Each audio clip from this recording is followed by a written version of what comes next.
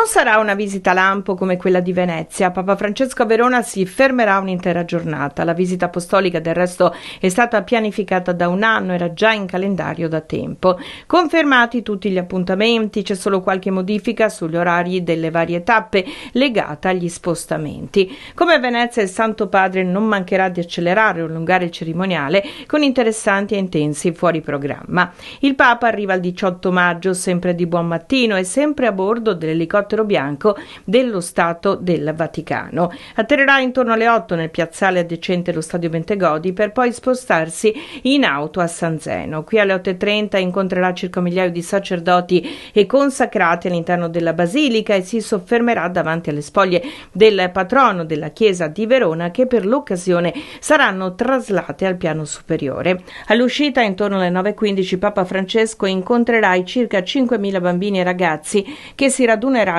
per la festa in piazza San Zeno con i loro genitori e catechisti. Alle 10:15 il Santo Padre presiederà Arena di Pace 2024 in Arena Verona sul tema Giustizia e pace si baceranno, tema che farà da cornice all'intera visita apostolica, ma che avrà nell'incontro con i movimenti popolari all'interno dell'anfiteatro Scaligero un momento di riflessione e approfondimento. Francesco infatti risponderà ad alcune domande emerse dai confronti effettuati in questi mesi nei 5 ambiti di lavoro, migrazioni, ecologia integrale e stile di vita, lavoro, economia e finanza, diritti e democrazia, disarmo.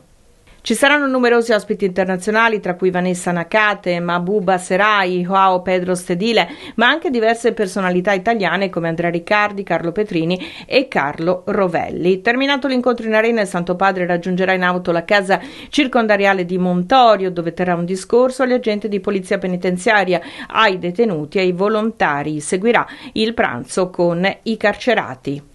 E da ultimo, ma non per ultimo, la celebrazione eucaristica alla vigilia di Pentecoste, che è il culmine della Pasqua e segna l'inizio della Chiesa, che sarà sicuramente rinfrancata dalle parole e direi ancor prima dalla testimonianza personale di Francesco. Ultimo atto della visita sarà la concelebrazione eucaristica prefestiva di Pentecoste allo Stadio Bentegodi, che inizierà alle ore 15 e sarà preceduta dalla festa con adolescenti e giovani. Questo abbraccio conclusivo a Francesco vedrà oltre 30.000 fedeli dalle parrocchie scaligere e da fuori Verona partecipare dagli spalti dell'impianto sportivo cittadino. Alle 16:45 Papa Francesco ripartirà in elicottero alla volta del Vaticano. Dalle 10 di giovedì 2 maggio, attraverso il sito visitapapa.chiesadiverona.it saranno resi disponibili altri biglietti per prendere parte agli incontri con il Pontefice, dato che la prima disponibilità è stata subito esaurita. Il 18 maggio, commentato da Damiano Tommasi, sindaco di Verona, con l'Arena di Pace, la città vivrà una giornata particolare grazie alla visita di Papa Francesco e al coinvolgimento di ospiti eccezionali.